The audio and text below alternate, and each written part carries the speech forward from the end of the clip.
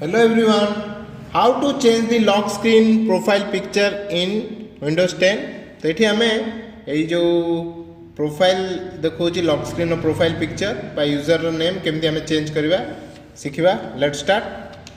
तो फास्ट आम desktop screen को पलैबा, तापर ये कंट्रोल पैनल पर डबल क्लिक करवा, click on user accounts and click on user accounts आउ थे, तापर चेंज योर अकाउंट नेम। जदि नेम चेंज करार अच्छी तो आम ये नेम चेंज कर पारिबा एंड चेंज नेम ऊपर ये क्लिक करवा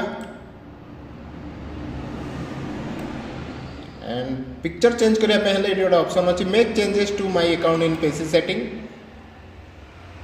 तो जदि आमर कैमेरा ये गोटे ऑप्शन अच्छी कैमेरा कैमेरा ये क्लिक कले आमर कैमेरा द्वारा फोटो उठे सारापर से फोटोटा आम सेट कर पारिया। नहले आमको जो चेंज करार अच्छे ब्राउज को जीवा and choose any one photo and choose picture and ये क्लोज करदे।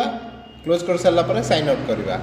तो अल्ट F4 प्रेस करके आम साइन आउट ऑप्शन चूज करदे एंड प्रेस एंटर।